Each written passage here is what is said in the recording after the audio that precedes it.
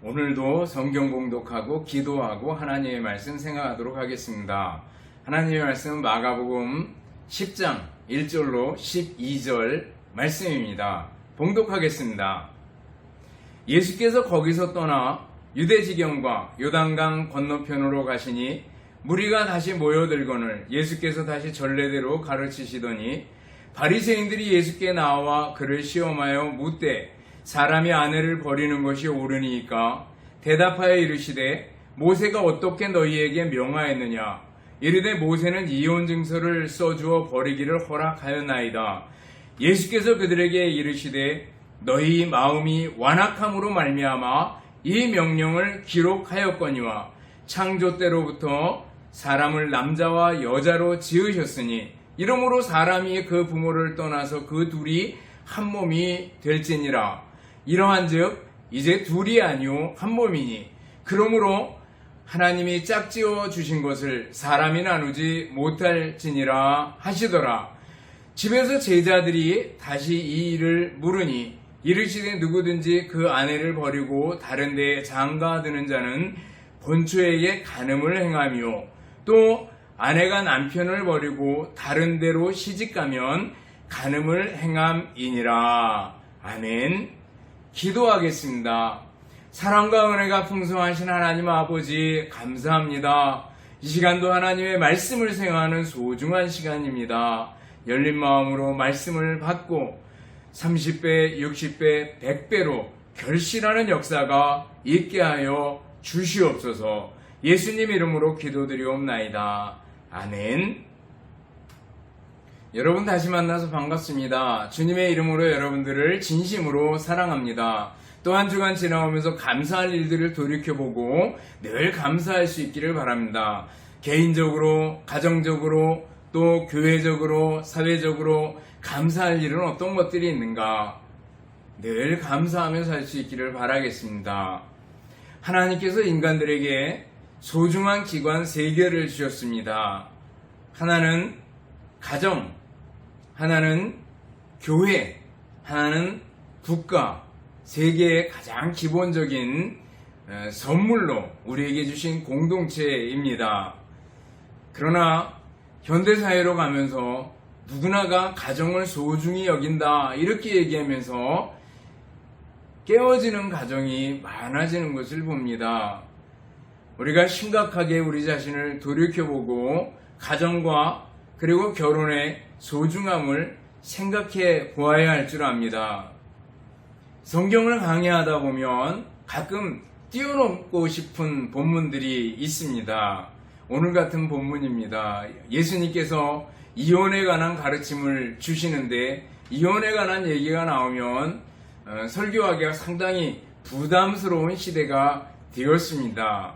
왜냐하면 우리 주변에 이혼한 사람들이 참 많고 상처받을까봐 좀 조심스럽고 그렇지만 설교하기가 아무리 어려워도 말씀을 전하기가 아무리 어려워도 중요한 건 뭐예요? 이 본문 말씀은 예수님의 말씀입니다. 예수님께서 결혼과 이혼에 관한 원리를 제시해 주십니다. 아직 결혼하지 않은 사람이든지 이미 결혼한 사람이든지 피치 못할 사정으로 이혼한 사람이든지 또 다시 재혼한 사람이든지 예수님의 말씀, 예수님의 원리를 귀담아 들어야 합니다. 그래야지 주님 안에서 복된 삶을 살 수가 있습니다. 결혼을 했든지 홀로 됐든지 또 이혼을 했든지 중요한 것은 우리의 남은 삶, 남은 생애입니다. 예수님의 가르침을 잘 살펴서 그대로 따르면 지금까지의 삶이 굉장히 힘들었을지라도 우리의 남은 생애는 정말 주님 안에서 복된 삶을 살 수 있으리라고 믿습니다. 오늘 본문을 보면 예수님께서 갈릴리를 떠나서 요단을 건너서 유대지경으로 가십니다. 거기에 큰 무리들이 모여듭니다. 그리고 예수님께서 전과 같이 가르치십니다. 이때 바리새인들이 예수님을 시험하여 묻습니다. 그냥 예수님께 몰라서 묻는 게 아니라 예수님 올무에 빠뜨리게 하려고 묻는 겁니다. 사람이 아내를 버리는 것이 옳습니까? 이렇게 묻습니다. 당시에 신명기 24장 1절을 해석하는 데 있어서 힐렐 학파와 샴마이 학파라는 학파가 있었습니다. 랍비들이죠. 아주 유명한 랍비들입니다. 바리새인 내 두 학파라고 생각하면 됩니다. 근데 신명기 24장 1절을 보면 사람이 아내를 맞이하여 데려온 후에 그에게 수치되는 일이 있음을 발견하고 그를 기뻐하지 아니하거든 이혼 증서를 써서 그의 손에 주고 그를 자기 집에서 내보낼 것이오, 이렇게 기록이 되어 있습니다. 근데 여기 수치되는 일, 이것 때문에 의견들이 나누게 된 겁니다. 소위 샴마이라는 랍비는요, 수치되는 일, 이 일을 부정 또는 간통하는 것, 이것으로 해석을 했습니다. 그러나 힐렐이라는 랍비는요, 그를 기뻐하지 아니하거든 하는데 강조를 뒀습니다. 그러다 나니까 수치되는 일을, 예의에 어긋나는 일, 남편에게 무례한 행동을 하는 거, 무례한 말을 하는 거, 또 남편이 마음에 안 드는 거, 이런 것으로 해석했습니다. 마치 우리나라 옛날에 칠거지약이 있었던 것처럼 그런 식으로 해석을 해 버렸습니다. 그러다 나니까 수치되는 일을 확대 해석하다 나니까 사실 남자들이 자기 마음대로 이혼할 수 있는 조건으로다가 바로 신명기 24장 1절을 이용했던 겁니다. 이제 예수님께서 어느 한편에 편을 들게 되면 다른 편의 지지와 비난을 받을 게 뻔한 겁니다. 그래서 신명기 24장 1절을 들고 나와서 예수님께 묻고 있는 걸 볼 수가 있습니다. 그러자 예수님께서는 저 앞으로 가서 창조의 법으로 가십니다. 그래서 창조 때부터 하나님께서 남자와 여자를 창조하셨는데 그래서 사람이 그 부모를 떠나서 그 둘이 한 몸이 돼야 된다. 이제는 둘이 아니오 한 몸이니 하나님이 짝지어준 것을 사람이 나누지 못할지니라, 이렇게 말씀해 주시는 걸 볼 수가 있습니다. 그리고 신명기 24장 1절을 재해석하시면서 신명기 24장 1절을 준 이유는 바로 너희가 완악하기 때문이다. 고집되기 때문이다. 하나님께서 그래서 허용한 것뿐이지 이혼을 명하신 적이 없다라는 걸 말씀해 주십니다. 오늘 본문을 통해서 예수님께서 우리에게 주시는 교훈은 뭡니까? 하나는 결혼이 소중하다라는 겁니다. 결혼이 소중하다라는 거예요. 여러분들 결혼의 소중함을 믿습니까? 결혼이 왜 소중합니까? 첫째는 하나님께서 제정하신 겁니다. 창세기 1장, 2장을 읽어보셔요. 그리고 2장 22절을 보면 여호와 하나님이 아담에게서 취하신 그 갈빗대로 여자를 만드시고 그를 아담에게로 이끌어 오시니, 여자를 만들어서 아담에게 데리고 와서 결혼을 시켜주신 분이 바로 하나님이십니다. 아담이 그 안에 하와를 보고 얘기합니다. 이는 내 뼈 중에 뼈요 살 중에 살이라. 이것을 남자에게서 취하였은즉 여자라 칭하리라. 이렇게 얘기합니다. 말씀합니다. 이러므로 남자가 부모를 떠나 그 아내와 연합하여 둘이 한 몸을 이룰지로다. 이렇게 말씀하고 있습니다. 하나님께서 제정하신 결혼식입니다. 하나님께서 제정하신 결혼입니다. 그런 의미에서 결혼이 매우 소중하다라는 거죠. 또 예수님께서 인정하고 확인하신 제도가 바로 결혼 제도입니다. 그런 의미에서 결혼이 소중합니다. 예수님께서 성경을 그대로 인용하면서 결혼을 인정해 주시고 가나 혼인잔치에서 축하하러 거기에 가셨던 적도 있고, 결혼 제도를 예수님께서 인정하시고 결혼을 소중하게 여겨야 된다라는 걸 말씀해 주십니다. 또 성경 전체를 보면은요, 결혼을 소중하게 여겨라 라는 말씀이 나오는 걸 봅니다. 히브리서 13장 4절 보면은요, 모든 사람은 결혼을 귀히 여기고 결혼을 귀히 여겨야 된다. 침소를 더럽히지 않게 하라. 음행하는 자들과 간음하는 자들을 하나님이 심판하시리라 이렇게 말씀하고 있습니다. 시대가 변해가면서 동성간의 결혼이니 계약 결혼이니 삼각관계니 이런 소리들을 많이 듣습니다. 그러나 성경은 변하지 않습니다. 하나님께서 남자와 여자를 창조하시고 이렇게 둘이 합하여 연합해서 한 몸을 이루도록 하셨다라는 겁니다. 결혼 제도는 하나님께서 만드신 거고 예수님이 인정하시고 그리고 성경에서 반복해서 소중함을 말씀해주고 있습니다. 그런 의미에서 결혼은 매우 소중하다라는 거예요. 여러분들 결혼의 소중함을 믿습니까? 그렇다면 결혼의 소중함을 알면 우리들은 어떻게 해야 되겠는가라는 거예요. 결혼의 소중함을 안다면 먼저 우리 학생들, 청년들, 아직 미혼인 분들에게 부탁하는 말씀이 있습니다. 아무렇게나 결혼하지 말라는 겁니다. 심사숙고하고요. 그리고 성급하게 동거부터 시작하지 마시기 바랍니다. 평생 함께 갈 건데 뭐가 그렇게 급한지 기다리고 인내할 줄 알아야 됩니다. 정식으로 결혼식을 올리고 시작할 수 있기를 바랍니다. 하나님 앞에서 결혼 예배를 드리고 그리고 하나님 앞에서 결혼 서약을 하고 시작할 수 있기를 바랍니다. 종종 교회 성도들 중에도 미리 동거부터 시작하고 그리고 어영부영하는 동안에 많은 시간이 지내버린 분들이 있습니다.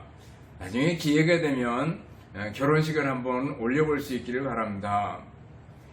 전에 교회에 있을 때 집사님 한 분이 아주 매우 씁쓸어하면서 저를 찾아왔습니다. 나이가 50 가까이 됐는데 여집사님이셨어요. 목사님 부탁이 있습니다. 뭔데요? 제 결혼식을 한번 올려주십시오. 그래요. 웬 결혼식이요? 그랬더니 저희들이 어렸을 때 이렇게 동거부터 시작해서 지금까지 아이 낳고 살았는데 평생도록 결혼식을 올리고 싶었습니다. 그래서 이제 기회가 돼서 목사님께 부탁을 드립니다. 그래요. 그래요. 좋습니다. 그렇다면 제가 교회당에서 이렇게 결혼식을 올리기는 어렵지만 예식장을 잡아주시면 제가 가서 결혼 주례를 하도록 하겠습니다. 그리고 함께 온 교인들이 가서 축하해 준 적이 있습니다. 여러분들 미리 동거부터 시작하면은 뭐 돈이 없고 여러 가지 여건이 없고 뭐 여러 가지 이유가 있겠지만 동거부터 시작하면은요 결혼이 매우 가벼워질 수 있습니다. 그리고 양쪽 집안으로부터 자칫하면 무시당할 수도 있습니다. 그렇기 때문에 결혼식을 정식으로 올리고 시작할 수 있기를 바랍니다. 결혼의 무게를 두고 하나님 앞에서 결혼하고 그리고 하나님 앞에서 서약하고 시작할 수 있기를 바랍니다. 결혼의 소중함을 아는 남편과 아내들이 있습니까? 여러분들 결혼의 소중함을 안다면 어떻게 해야 됩니까? 소극적인 면에서 이혼을 생각하지 마시기 바랍니다. 마음속에서 이혼이란 단어를 뽑아 버릴 수 있기를 바랍니다.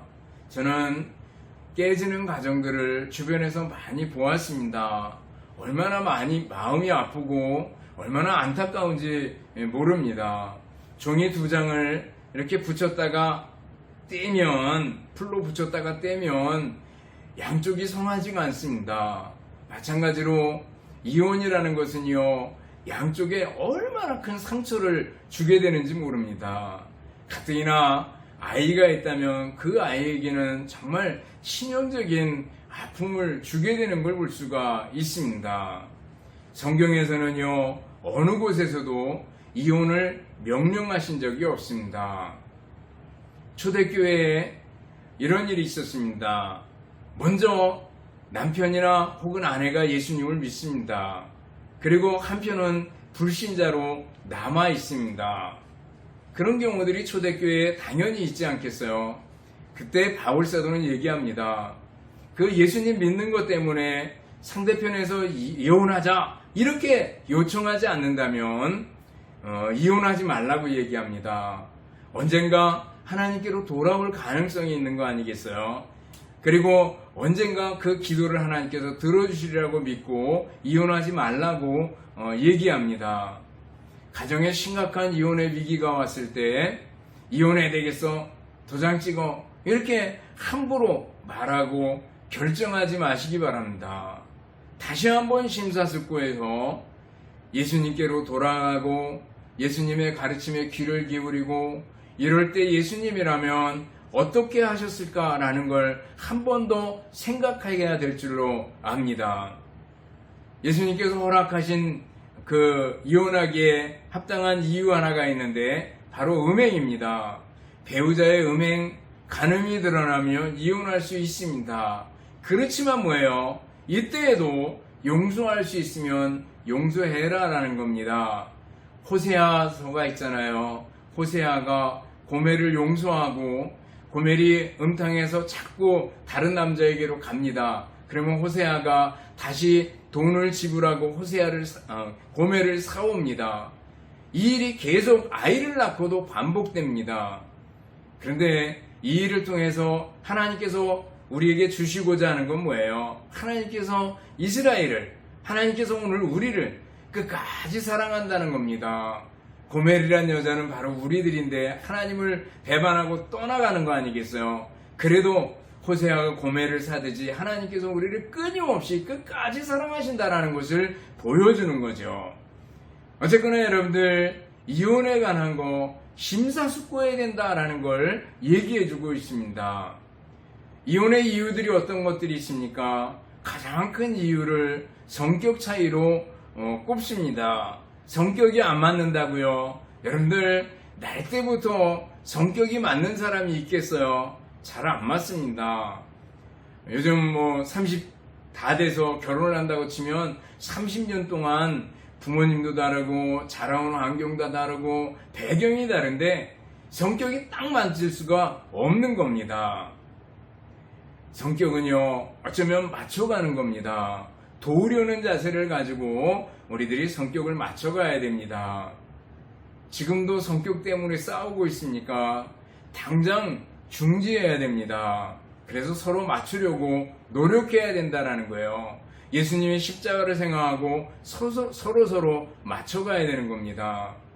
저는 자주자주 동역자 의식을 가져라 이렇게 얘기합니다. 동역자, 교회에서 동역자 어떻습니까? 같은 곳을 바라봅니다. 예수님 바라봅니다. 부부간에도 마찬가지입니다. 예수님 바라봐야 합니다.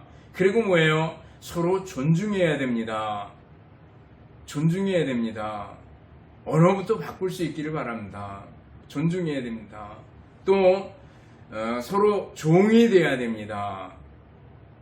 그리고 자기의 책임과 의무를 잘 감당해야 됩니다. 그리고 무엇보다도 말을 잘해야 됩니다. 모든 부부싸움 보면은요, 말에서 시작돼서 말에서 끝나거든요. 입을 잘 다스리면 부부싸움이 나지 않습니다. 여러분들 싸움을 즉시 중지해야 됩니다. 또 결혼의 이혼의 이유들 어떤 것들이 있는가? 이기적인 욕심 때문에 결혼한 경우에 이혼하기가 매우 쉽습니다. 이기적인 목적이 채워지지 않을 때 이혼을 들고 나오는 걸 볼 수가 있습니다. 어떤 경우에 성적인 만족만을 위해서 결혼했다든지 또 좀 더 옛날에는 아이를 낳을 목적으로 결혼했다든지 또 상대의 돈과 재산만 보고 결혼했다든지 이런 경우에 자기의 목적이 달성되지 않을 경우에 이혼하고자 하고 조건으로 내세우는 경우들을 보게 됩니다. 여러분들 결혼에 이기적인 욕심이 개입돼서는 안 된다라는 겁니다. 또 음행이나 불륜에 관한 문제 때문에 이혼하게 되는데 이런 경우는요 정말 회개하고 돌아서야 되는 경우인 줄 압니다.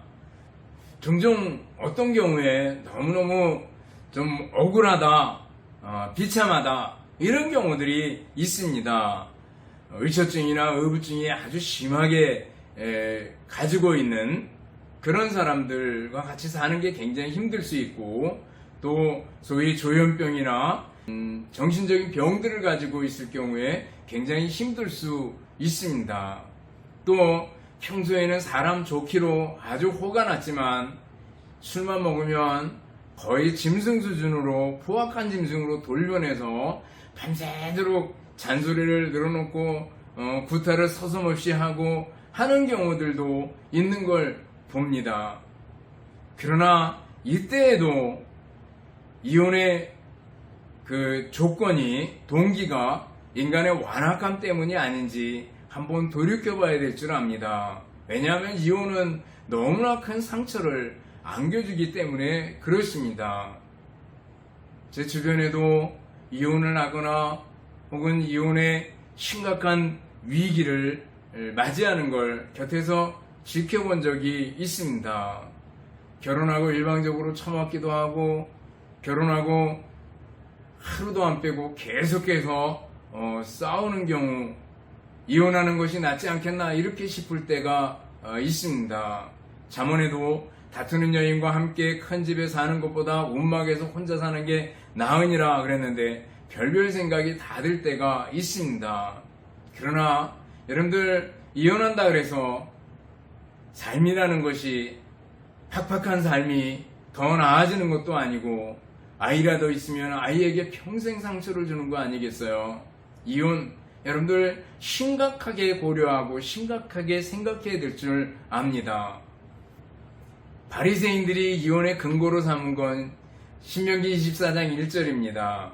수치되는 일이 있거든 이혼 증서를 써서 아내를 내보내라 라는 말씀입니다. 바리새인들은요 이걸 갖다가 자기들에게 유리한 대로 해석을 했습니다. 그래서 아까 힐레락처럼 자기 마음에요. 자기 마음에 안 들면 수치되는 일을 확대 해석해 버리는 겁니다. 그리고 이혼 증서만 써주면 얼마든지 이혼할 수 있다 이렇게 생각을 했던 겁니다. 그러나 모세 당시에 이 율법을 주신 이유가 있습니다. 한마디로 이것은요 여성보호법입니다. 이혼 증서가 없이 여자가 밖으로 내쫓기면 당시엔 남성 위주 사회였고 여자가 이혼당해서 쫓겨나면 오갈 데가 없습니다. 생계 자체가 걱정이었습니다. 살아갈 방도가 없었습니다. 그러나 이혼 증서를 써가지고 가지고 있으면 다시 재혼할 수도 있고 또 일을 할 수도 있었습니다. 그러나 이혼 증서가 없이 내쫓기게 되면 음행한 여인이라고 판단돼서 돌에 맞아 죽을 수도 있었습니다. 그런 의미에서 이혼 증서를 써서 여자를 내보내라 이것은요 여성보호법이었습니다. 그런데 바리새인들은 뭐예요? 이용했습니다. 그걸 이혼 증서만 써주면 언제든지 여자를 내팽길 수 있다 이렇게 생각을 했던 겁니다. 예수님께서는 그걸 야단치는 겁니다. 인간의 완악함 때문에 하나님께서 허용하고 허락한 것뿐이지 하나님께서 이혼을 명령하신 적이 없다라는 겁니다. 여러분들 우리가 바리새인처럼 결혼을 가볍게 생각하고 이혼을 쉽게 생각하는 우리들은 아닌지 한번 돌이켜 보시기 바랍니다. 이제 결혼을 소중하게 생각하는 우리들이 되어야 되겠고 결혼을 소중하게 생각한다면 구체적으로 적극적인 면에서 우리는 어떻게 해야 되겠는가 라는 걸 생각해 보시기 바랍니다. 남편과 아내는 어떻게 해야 되겠는가? 다시 결혼식장으로 돌아가 볼 수 있기를 바랍니다. 결혼식장에 아주 단골 메뉴 성경 구절이 있습니다. 그것은 에베소 5장 21절 이후에 나오는 말씀입니다. 5장 21절에 보면 그리스도를 경외함으로 피차 복종하라 이렇게 말씀합니다. 그리고 나서 뭐예요? 아내들이요 남편들이요 그리고 6장으로 넘어갑니다. 자녀들아 아비들아 그리고 당시에 종과 상전이 있는데 종들아 상전들아 이렇게 넘어가는 걸 볼 수가 있습니다. 거기에서 아내들아 아내들이요 말씀합니다. 아내들은 어떻게 해야 했어요? 남편을 대할 때 죽게 하듯 복종하라 이렇게 표현하고 있습니다. 하나님 대하듯 예수님 대하듯 남편을 대하라는 거예요. 여러분들 남편을 정말 진심으로 존중하고 하나님 대하듯 예수님 대하듯 하시기 바랍니다. 또 남편들에게는 어떻게 해요? 그리스도께서 교회를 위해서 자신을 주시듯이 아내를 사랑하라 그랬습니다. 그리스도께서 교회를 위해서 죽었잖아요. 십자가에 못 박혀 죽으셨잖아요. 예수님의 죽으심을 생각하고 아내를 위해서 죽도록 사랑하라 라는 말씀을 해주고 있습니다. 여러분들, 이 원리만 가지고 있어도요, 절대로 가정이 흐트러지지 않을 겁니다. 결혼식 때 그저 시계에 집중해가지고 이 말씀을 잊어버렸다면 다시 한번 아내 된 이들, 남편 되는 이들은 서로서로를 돌이켜볼 수 있기를 바랍니다. 그리고 이제는 서로 좋은 동역자들이 될 수 있기를 바랍니다. 서로 좋은 동역자들이 돼서 서로에게 힘이 되는 부부가 되고 가정을 이뤄나갈 수 있기를 바라겠습니다. 또 결혼의 소중함을 아는 부모님들이 있으니까 부모님들은 어떻게 해야 돼요? 그 부모를 떠나 둘이 연합하여 한 몸을 이룰지니라 그랬잖아요. 자녀들이 독립할 수 있도록 배려해주고 연합해서 설 수 있도록 지켜봐주는, 그리고 기도해주는 부모님들이 되어야 되는 겁니다. 자녀를 떠나보내지 못하는 사람들이 있어요. 그래서는 안 되고요. 떠나보내줘야 됩니다. 독립시켜줘야 됩니다. 비록 한 집에 같이 살더라도 독립시키고 떠나보내는 사람이 돼야 되고, 그리고 뒤에서 연합을 위해서 기도하는 사람이 돼야 된다라는 거죠. 또 결혼한 자녀들이 있다면 부모님을 당연히 정성을 다해서 공경하고 봉양할 수 있는 결혼한 자녀들이 되어야 될 겁니다. 그리고 결혼의 소중함을 안다면 네 번째입니다. 첫 번째는 미혼인 사람들, 그리고 결혼한 남편과 아내들, 그리고 세 번째는 결혼한 이를 둔 부모님들, 네 번째로 결혼의 소중함을 아는 이혼한 사람이나 혹은 홀로 된 분이나 사별로 홀로 있거나 혹은 독신으로 있거나 그런 분들은 어떻게 해야 되는가? 바울사도가 잘 제시해 줍니다. 주님을 위해서 전념해서 섬겨라 라는 겁니다. 가정에 많은 정성과 많은 시간을 할애하게 되는 걸 우리가 압니다. 그렇지만 온전한 마음으로 일편단심으로 주님을 위해서 헌신하라 라는 얘기를 해주고 있습니다. 바울사도가 그랬습니다. 가정으로 흐트러지는 모든 생각과 정신을 예수님께로 향해서 주님을 위해서 흐트러짐 없이 섬겼던 걸 볼 수가 있습니다. 여러분들, 자발적으로 주님을 위해서 헌신하는 홀로 된 사람이 될 수 있기를 바랍니다.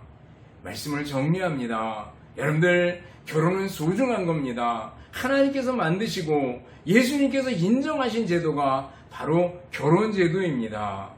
그렇다면 결혼의 소중함을 아는 미혼인 우리 학생들, 청년들, 처녀 총각들은 어떻게 해야 된다 그랬어요? 결혼을 소중하게 생각하고 기다리고, 그리고 정말 결혼식을 잘 올리고 시작을 해라 라는 걸 말씀드렸습니다. 부부된 분들이 있으니까 아내는 남편에게 어떻게 해요? 그리스도께 하듯, 하나님 되하듯, 죽게 하듯 하라 라는 겁니다. 남편은 아내에게 어떻게 하라고요? 남편은 아내에게 그리스도께서 교회를 위해서 자신을 주신같이 사랑하라 라는 겁니다. 이혼을 생각해서는 안 된다라는 거죠. 그리고 결혼의 소중함을 아는 부모님들은요, 자녀들의 결혼을 통해서 떠나보낼 수 있어야 된다라는 겁니다. 독립시켜주고 기도해주는 사람이 되어야 됩니다. 그리고 혼자 된 분이 있으니까 이혼을 했든지 사별을 했든지 그냥 독신으로 있든지 홀로 된 분들은 주님을 위해서 온 시간, 온 마음 전체를 주님 앞에 드릴 수 있기를 바랍니다. 그래서 여러분들 모두가 다 하나님께서 결혼을 통해서 주시는 그 은혜들을 받아 누리고 결혼의 소중함을 알아서 가정의 소중함을 발전시켜 나가고 하나님께서 주시는 은혜와 축복을 한없이 받아 누리는 여러분들이 되시기를 주님의 이름으로 축원합니다. 기도하겠습니다. 사랑과 은혜가 풍성하신 하나님 아버지 감사합니다. 오늘 결혼의 소중함을 생각했습니다. 결혼의 소중함을 아는 우리들은 정말 하나님께서 세우신 이 제도 안에서 서로를 존중하며 동역자 의식을 가지고 서로 위해 기도하며 살아갈 수 있도록 은혜를 베풀어 주시옵소서. 감사드리오며 예수님 이름으로 기도드리옵나이다. 아멘. 축도하겠습니다. 이제는 우리 주님 예수 그리스도의 은혜와 하나님 아버지의 극진하신 사랑하심과 성령님의 교통하시며 인도하심이 함께 모여 예배드리며 결혼의 소중함을 알고 실천하기를 원하는 우리 모든 성도들 머리머리 위에와 가정들 위에 주님의 몸된 교회와 우리나라 민족 위에 이제로부터 영원토록 함께 있을지어다. 아멘.